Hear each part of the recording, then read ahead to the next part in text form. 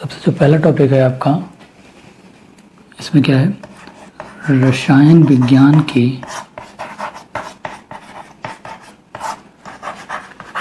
कुछ मूल अवधारणाएं।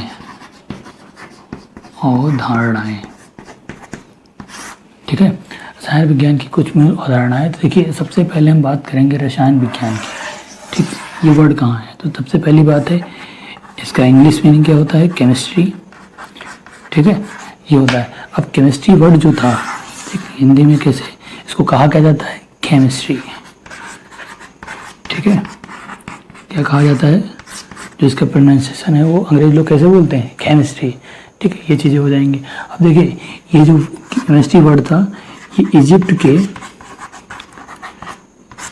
जो मिस्र देश है, मिस्र देश के, समझिए, मिस्र देश का प्राचीन नाम था। मिस्र देश का प्राचीन नाम था, प्राचीन नाम।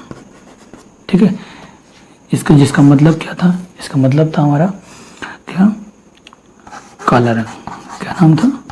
काला रंग। ठीक, यहीं से चीज़ें आई हैं। ठीक, तो मिस्र देश का प्राचीन नाम था कीमिया, जिसका मतलब होता है काला रंग, क्योंकि वहाँ की मिट्टी भी काली होती थी। उसी के नाम पर इसका क्या पढ़ा? केमिस्ट्री। वहाँ पर एक बुक लिखी गई थी, इजिप्टियन आर्ट।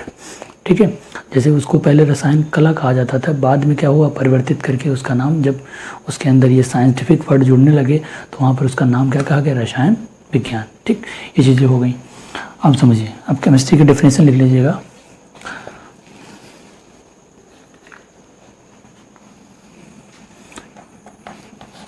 विज्ञान की वह शाखा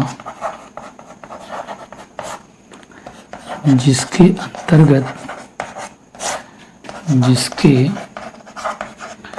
अंतर्गत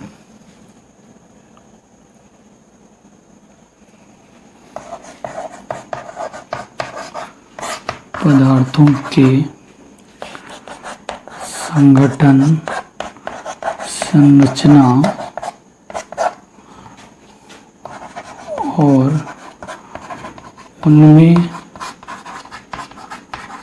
होने वाले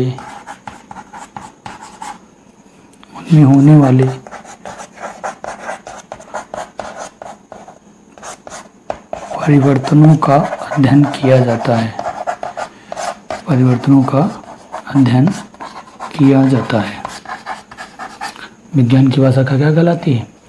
विज्ञान की भाषा का क्या कहलाती है? रसायन विज्ञान। ठीक है, दिख रहा है ना? ठीक, किया जाता है। ठीक, ये चीज़ें हो गई। ये हो गई डेफिनेशन, नोट कर लो इसको पहले।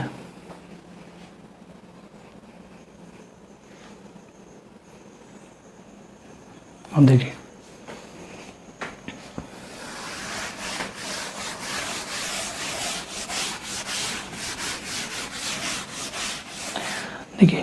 अब 100-200 साल से हम लोग क्या करने लगे हैं, जितने भी जो जर्मनी से आए हुए और इजिप्ट देश के, हम ये सब चीज़ों को फॉलो कर रहे हैं कि वहाँ की केमिस्ट्री है बहुत अच्छी है, ये चीज़ें हैं, सब सारी चीज़ें हम इंग्लिश में ही पढ़ते हैं।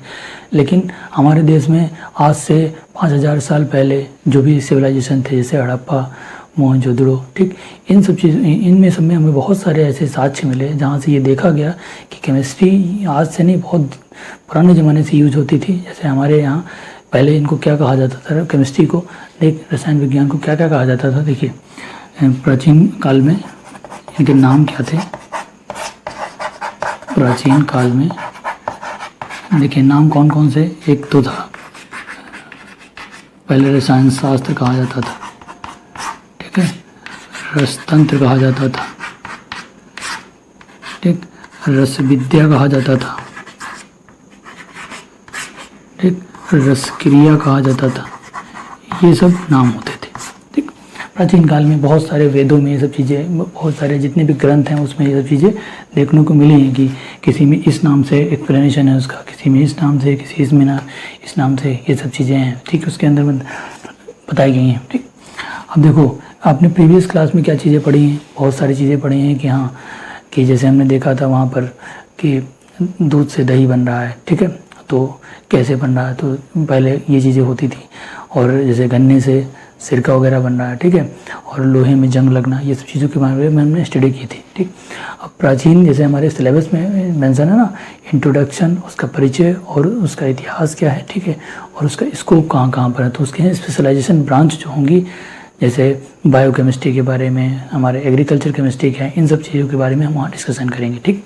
तो सबसे पहले देखो, जैसे सबसे पहले जो हमारा बहुत पुराना वेद है, ठीक है, सबसे पुराना वेद क्या है, ऋग्वेद, ठीक है। अब ऋग्वेद के अंदर क्या है, चर्म शोधन के बारे में बताया गया है, चमड़े के बारे में बताया गया है, ठीक है। उसी के अंदर क्या बताया गया है कि जो कॉटन है, रेशम, ठीक, उसके रंगाई कैसे की जाती है, इसके बारे में लिखा हुआ है, ठीक है, इन सब चीज़ों के बारे में बताया गया है। और दूसरा क्या है, अथर्ववेद, ठीक है, अथर्ववेद। अथर्ववेद में क्या बताया गया है, बताइए। अथर्ववेद में, इसमें देखिए, ये इसके अंदर डाई, ठीक, हल्दी, सूरजमुखी, इन सब चीज़ों का जिक्र मिला हुआ है, सूरजमुखी, इन सब चीज़ों का जिक्र मिला हुआ है, और बहुत सारी चीज़ें हैं इसके अंदर, ये सब चीज़ें देखने को मिली, ठीक है, ये चीज़ें। तो नोट्स बनाने के लिए ये सब चीज़ें आपको नोट करना बहुत ज़रूरी है।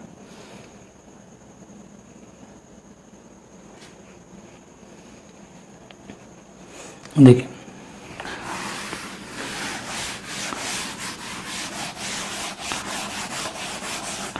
अब देखो, जो बहुत क्या कहते हैं 5000 साल पहले मोहनजोदड़ो और हड़प्पा की जो सभ्यता थी, उसके अंदर हमें देखने को मिले कि बहुत सारे बर्तन थे, है ना, जैसे बर्तन वगैरह थे, बर्तन की रंगाई कैसे की जाती थी, ठीक, जब भी उसका प्रोडक्शन कैसे होता था, ठीक, उसके अंदर चमक कैसी आ जाती थी, ठीक, इन सब के बारे में उसे बताया गया। तो देखो,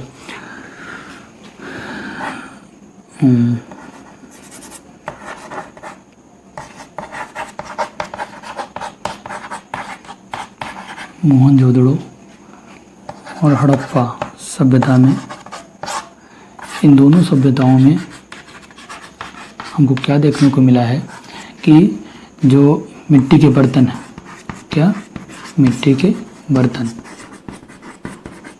और उनको जो चमकदार किया जाता था ना, चमकदार किया जाता, तो उस पर क्या होता था, मेटल का ऑक्साइड, धातु के ऑक्साइड, ठीक। तो उस समय ये सब चीज़ें पता कर ली गई थी, ठीक है। और जैसे कुछ एलॉय देखने को मिले कॉपर के, है ना, ये सब चीज़ें ये देखने को मिला, ठीक। अब देखिए, जो कौटिल्य थे, चाणक्य, कौटिल्य, ठीक, उनके अर्थशास्त्र में एक जगह लिखा हुआ है कि जो नमक का उत्पादन है, लवण का उत्पादन है, ठीक है, इसका उत्पादन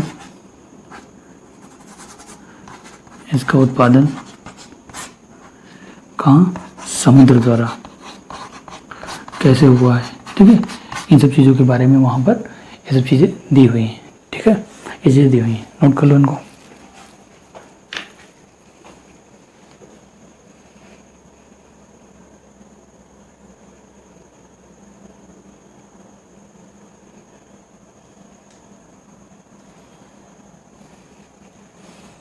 देखिए,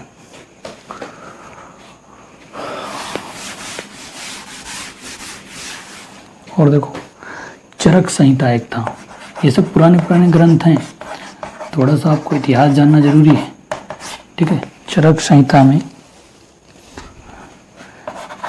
जैसे तेजाब था, सल्फ्यूरिक एसिड ना, सल्फ्यूरिक एसिड का निर्माण कैसे है ना, सल्फ्यूरिक अम्ल का निर्माण कैसे, सल्फ्यूरिक अम्ल, ठीक, नाइट्रिक अम्ल का निर्माण कैसे हुआ है, नाइट्रिक अम्ल का निर्माण, जैसे HNO3, H2SO4, ठीक है, और कॉपर, टिन, आयरन, इनके सबके क्या हैं, ऑक्साइड के बारे में पढ़ना, इनके सबके ऑक्साइड के बारे में, ठीक है। कुछ ऐसे भी मेटल थे जिनके सल्फेट और कार्बोनेट के बारे में भी वहाँ पर लिखा हुआ है, उनके सबके बारे में, ठीक। तो जैसे बात करें इसमें लेड और आयरन के, ठीक, इनके क्या हैं, कार्बोनेट मिले हुए हैं, क्या मिले हैं, कार्बोनेट, कार्बोनेट, अगर लेड के कार्बोनेट की बात करें तो फार्मूला क्या होगा, PbCO3, और आयरन की बात करें तो क्या होगा, FeCO3। ये चीज़ें ठीक। और क्या देखने को मिला, और एक चीज़ है कॉपर, जिंक, आयरन, इनके क्या मिले, इनके सल्फेट मिले। क्या मिले, सल्फेट। सल्फेट के बारे में लिखा हुआ है, तो जैसे देखो कॉपर का क्या बनेगा, CuSO4, जिंक का क्या बनेगा, ZnSO4, ठीक है, और इसका FeSO4। हाई स्कूल में ये कंपाउंड के नाम आपने सुने होंगे, copper sulphate, zinc sulphate, iron sulphate, ठीक है। ये सब चीज़ें कहाँ, चरक संहिता में देखने को ये सब चीज़ें मिली, ठीक है, ये सब चीज़ें देखने को मिली चरक संहिता में, ठीक। ये चीज़ें नोट कर लो इनको।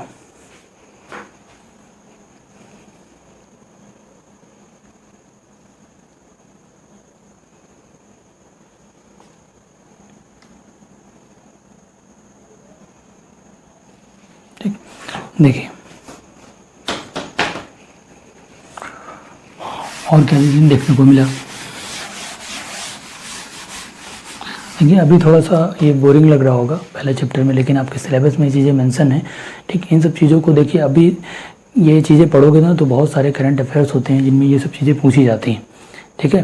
तो इनको बारे में पढ़ लो, क्योंकि ये सिलेबस फिर आगे चल के जो केमिस्ट्री का पोर्शन है अभी वो तो स्टार्ट ही होगा, आगे चल के मैटर पढ़ाएंगे, ठीक है, वहाँ से केमिस्ट्री का पोर्शन आएगा। लेकिन आपके सिलेबस में मेंशन है ना कि उसका परिचय क्या है, इतिहास क्या है, तो इन सब चीज़ों के बारे में आपको जानना है, ठीक। तो देखिए सबसे पहले इसमें क्या है, एक क्या कहते हैं, एक चीज़ें थी आपका, और क्या चीज़ें बची, देखिए रसोपनिषद हो गया, एक था रसोपनिषद, रसोपनिषद। इस ग्रंथ में क्या दिया था, ठीक है, इस ग्रंथ में आपको क्या दिया हुआ था, ठीक है, रसोपनिषद में आपको क्या दिया था। इसके अंदर देखिए, इसके अंदर जैसे आपका बारूद के बारे में है ना, जितने भी विस्फोटक पदार्थ हैं, कौन से विस्फोटक पदार्थ के बारे में, ठीक है, गन पाउडर, ये सब चीज़ें वहाँ पर उसके अंदर दिया है सब चीज़ों, ठीक है, ऐसे पदार्थों के बारे में ये सब चीज़ें दे रखी हैं, ठीक। अब देखिए एक था चक्रपाण, ठीक, उन्होंने क्या किया, मरकरी के सल्फाइड के बारे में लिखा उसमें, ठीक, जिससे क्या होता है HCl, और इन्होंने ही इसी में एक मेंशन है साबुन के बारे में, है ना, साबुन के बारे में, ठीक, ये सब चीज़ें वहाँ पर मेंशन है, ठीक, इनको नोट कर लो।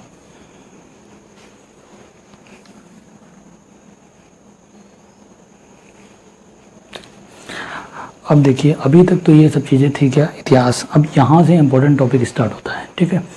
तो अगर सबसे पहले हम बात करते हैं ना कि एटम किसने, एटम की खोज किसने की, एटम क्या चीज़ें हैं, तो हमारे जो जितने भी ग्रंथ देखने को मिले तो सबसे एक थे जो आचार्य कांदा थे, आचार्य कांदा जिन्हें जाना जाता था कि इनका नाम जो आचार्य कांदा को क्या कहते हैं, कश्यप के नाम से जाना जाता था, इनको कश्यप के नाम से जाना जाता था।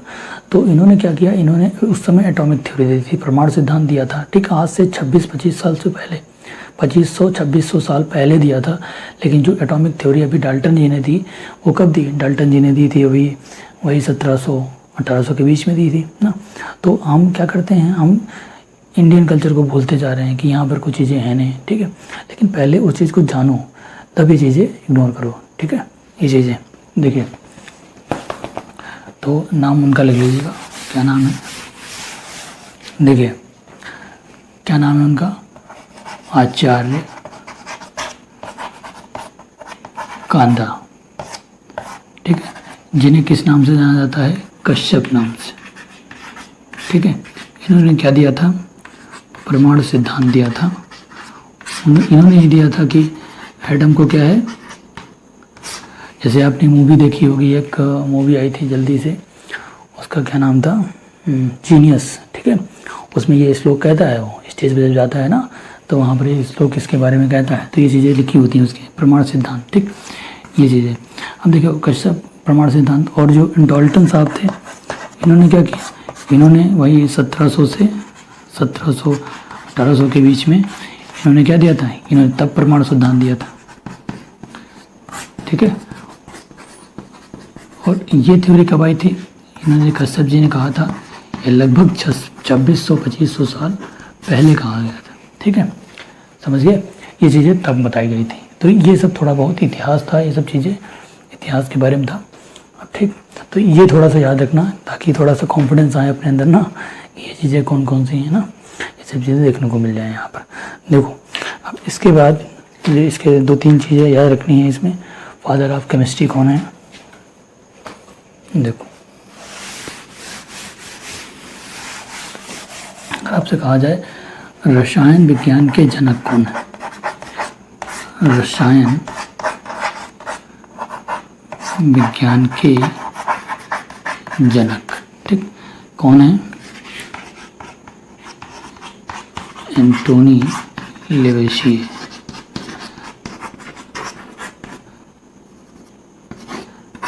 तो ये सब नाम इंग्लिश में ही याद रखा करो, ठीक है,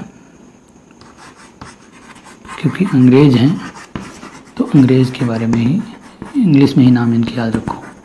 ठीक है, हिंदी में कहीं कहीं क्या क्या लिखा रहता है। ठीक, और अगर देखा जाए भारतीय रसायन विज्ञान के जनक, भारतीय रसायन विज्ञान के जनक कौन थे, इनका क्या नाम था, भारतीय रसायन विज्ञान के जनक का नाम क्या था, आचार्य प्रफुल्ल चंद्र राय।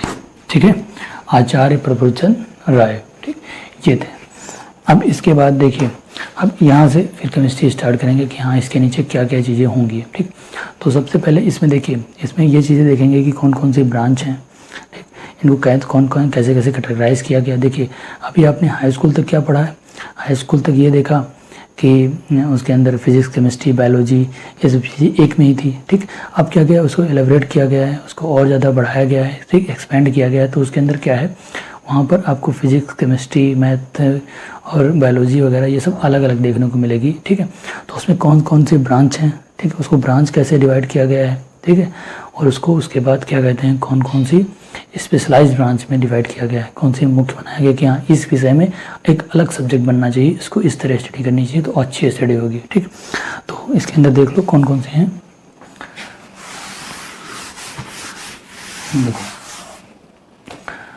रसायन विज्ञान को 4 भागों में बांटा गया है। देखिए सबसे पहला जो है भौतिक रसायन है, क्या है, भौतिक रसायन।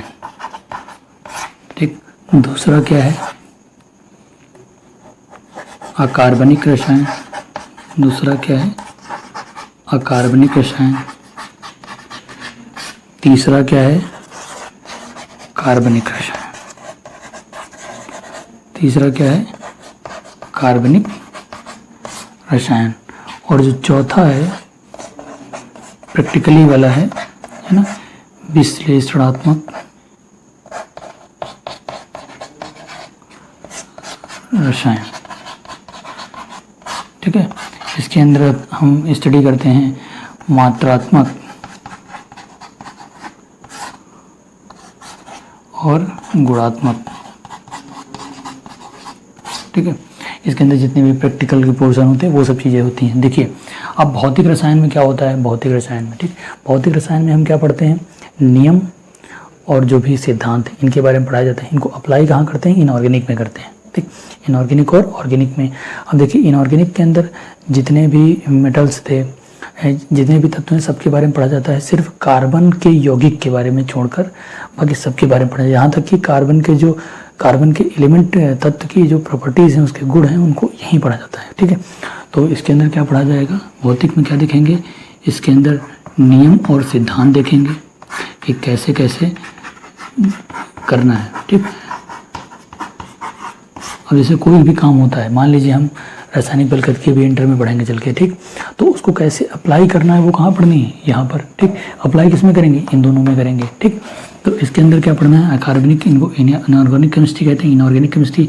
इसके अंदर क्या पढ़ेंगे, सभी तत्वों के बारे में पढ़ेंगे, सभी तत्वों और उनके यौगिकों के बारे में, उनके यौगिकों के बारे में, ठीक। इसको छोड़कर कार्बनिक, जिसमें से कार्बन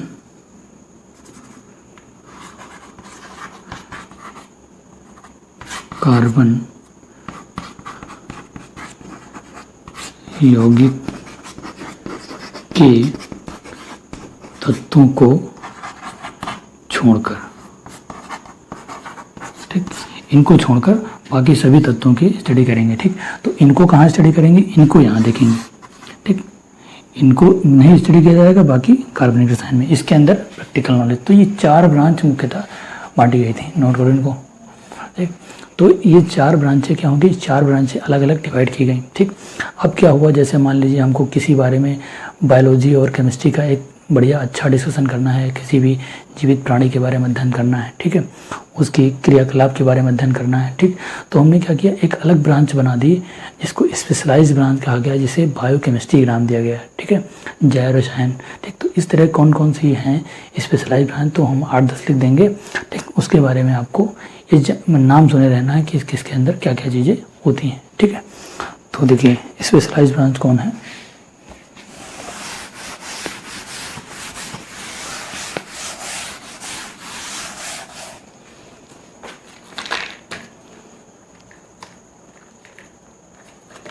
देखो स्पेशलाइज्ड ब्रांच सबसे पहली है, ठीक। इसको क्या बोलेंगे, जैव रसायन, जैव रसायन विज्ञान, ठीक। इसके अंदर हम किसके बारे में पढ़ेंगे, जीवित प्राणी, लिविंग ऑर्गेनिज्म, ठीक, और जीवन प्रक्रिया के बारे में, लाइफ प्रोसेस के बारे में, किसके बारे में, जीवन प्रक्रिया के बारे में, ठीक है। जो दूसरी ब्रांच है, दूसरी देखिए, दूसरी कौन सी पढ़ेंगे, मृदा और कृषि रसायन, मृदा और कृषि रसायन, ठीक।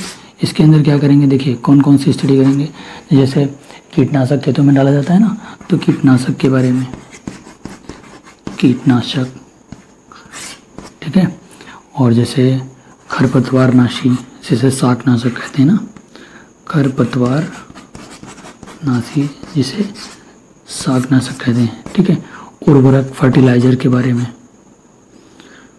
ठीक है, इन सब के बारे में। तो यहाँ पर इन सब के बारे में पढ़ाया जाता है, तो उसकी ब्रांच अलग कर दी गई, बिल्कुल, ठीक। ये चीज़ें हो गई। अब देखिए यहाँ से तीसरी ब्रांच कौन सी है, तीसरी हमारी, तीसरी जियोकेमिस्ट्री, ठीक। जियोकेमिस्ट्री से इंग्लिश में, हिंदी में क्या कहेंगे, हिंदी में क्या कहेंगे, भू रसायन, ठीक, ठीक। अब इसमें क्या नॉलेज करेंगे, देखिए भू रसायन दिख रहा है ना, देखिए भू रसायन में क्या करेंगे, जैसे अयस्क हैं, अयस्क क्या हैं, ठीक, उनके बारे में स्टडी करना, कहाँ कौन सा मिलेगा, खनिज के बारे में, ठीक है, अयस्क और खनिज हो गया, पेट्रोलियम कौन सा है, कहाँ पर मिलेगा, है ना, ये सब चीज़ों के बारे में कहाँ पढ़ेंगे, भू रसायन में, ठीक है, ये हो जाएंगे, ठीक। उसके बाद अगली ब्रांच देखिए,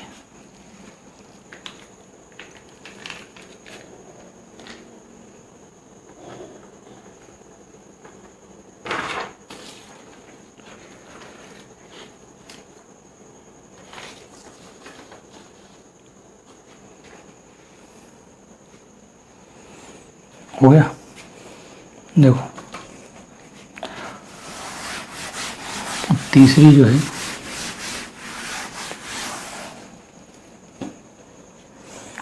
तीसरी आपकी जिसे बहुलक, पॉलीमर केमिस्ट्री कहते हैं, बहुलक रसायन, ठीक। इनमें क्या जानते हैं हम लोग, इनमें जैसे आपको फाइबर के बारे में पढ़ना है ना, ठीक, नायलॉन कैसे बना, रबर कैसे बनी, है ना, इन सब चीज़ों के बारे में डिस्कस ही इसके लिए अलग ब्रांच बना देंगे। अब चौथी जो है औद्योगिक रसायन, कौन सी, औद्योगिक रसायन, ठीक है, औद्योगिक रसायन के बारे में। अब इसके अंदर देखिए क्या होता है, औद्योगिक रसायन की डिफिनेशन समझिएगा, ठीक। इसके अंदर क्या होगा कि जितने भी हम रसायन का निर्माण करेंगे, ठीक है, जो हमारे लिए उपयोगी हों, पहली बात, ठीक। दूसरी बात है कि वो क्या हों, उनका क्या कहते हैं, उनमें कॉस्ट कम लगे, ठीक है, बल्क अमाउंट में, उसके ज़्यादा अमाउंट में बनाने के लिए उसमें कॉस्ट कम लगे, ठीक, ये चीज़ें, ठीक। तो ये क्या कहलाएंगे, औद्योगिक रसायन यहाँ पर हो गया। पाँचवीं बात क्या हो गई, ठीक, ये पाँचवीं जो है इसके अंदर देखिए एक होता है जिसे कहते हैं लिम्नोकेमिस्ट्री, ठीक। अब देखिए इसका हिंदी मतलब बताते हैं अभी, ठीक। लिम्नोकेमिस्ट्री इसका मतलब होता है सरोविज्ञान, ठीक है, या सरोवर रसायन, ठीक। इसके अंदर समझिएगा इसका मतलब क्या होता है। इसके अंदर जो है हम लोग क्या करेंगे, वाटर के बारे में पढ़ेंगे। अब देखिए वाटर कहीं का भी हो, ठीक, देखिए वाटर कौन कौन सा है, या तो भाई वो पानी कहाँ का हो, जल कहाँ का हो, भाई हो सकता है वो नदी का हो, ठीक है, हो सकता है वो झील का हो, ठीक है, हो सकता है वो तालाब का हो, ठीक। इन सब चीज़ों के बारे में हमको डिस्कशन करना है कि हाँ ये चीज़ें किसके अंदर आती हैं, लिम्नोकेमिस्ट्री या सरोवर रसायन के अंदर आती हैं। हम वाटर की स्टडी के बारे में सब चीज़ इसमें देखते हैं, कौन सा पानी क्या है, रिजर्वायर के बारे में ये सब चीज़ें देखेंगे, ठीक। अब अगला जो है आपका समझो 6 नंबर दिख रहा है ना, ठीक है, हाँ दिख रहा है, ठीक। 6 नंबर देखिए, 6 नंबर क्या है, फाइटोकेमिस्ट्री। फाइटोकेमिस्ट्री इसको क्या बोलते हैं हिंदी में, पादप रसायन, पादप रसायन। इसके अंदर क्या होता है, प्लांट्स, पौधों के बारे में पढ़ा जाता है, ठीक है, पौधों में जो केमिस्ट्री यूज होती है उसको बारे में, ठीक। इसको नोट करिए।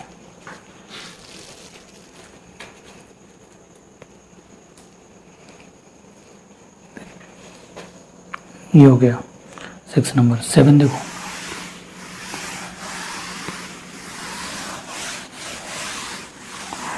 7 जो आजकल लेटेस्ट बहुत ज़्यादा यूज है जिसका, न्यूक्लियर केमिस्ट्री, नाभिकीय रसायन, ठीक है। देखिए नाभिकीय रसायन,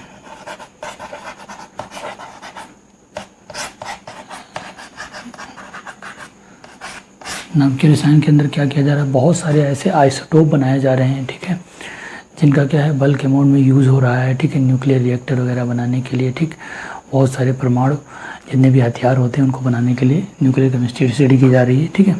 इसके अंदर अब 8 नंबर पे आपका जैसे मेडिसिनल केमिस्ट्री की बात करें,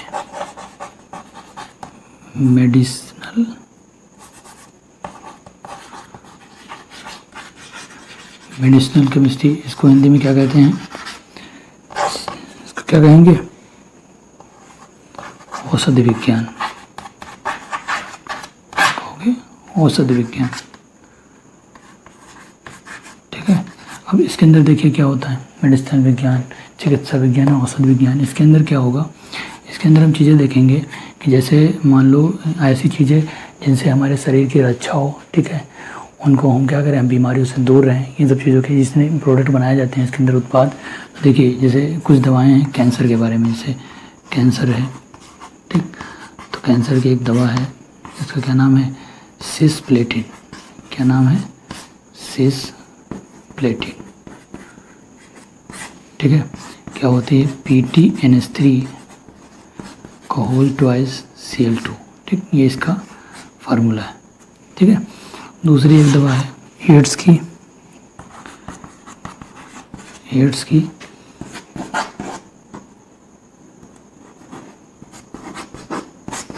इसका क्या नाम है, शॉर्ट में बोलते हैं AZT, जिसे बोलेंगे एजिडोथाइमिडीन, ठीक, ये इसका नाम होता है, ठीक। तो ये हैं कुछ ब्रांच है, तो इनके बारे में आपको याद रखना है, ठीक है। ये हो गया आपका कि इसका इतिहास क्या था, इसकी स्पेशलाइजेशन ब्रांच क्या थी, इन सब चीज़ों के बारे में हमने जान लिया है, ठीक। तो आपकी जो नेक्स्ट टॉपिक आएगा, ठीक, उसमें फिर हम रियल केमिस्ट्री जो स्टार्ट होगी, सबसे पहले हम स्टार्ट करेंगे मैटर से, ठीक है। मैटर क्या होंगे, ठीक, वेट क्या होगा, मास क्या होगा, मास और वेट में दोनों, द्रव्यमान और भार में दोनों में अंतर क्या होगा, तापमान क्या है, वॉल्यूम क्या है, ठीक है, आयतन क्या है, सबके बारे में डिस्कशन करते हुए चलेंगे, ठीक है।